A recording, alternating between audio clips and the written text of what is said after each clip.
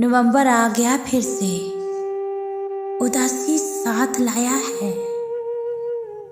इस माह में सुपहर शाम से कुछ ऐसे मिलती है, जैसे तितली के कच्चे रंग जसरे दहानी में हाथों पर उतरते हैं। इस माह में उदासी जर्द रंग लेकर दरख्तों पर उतरती है और हमारे दिल के आंगन में गुज़श्ता बिसरी यादों के सूखे जर्द पत्ते बहुत बेजान से होकर जड़ते हैं,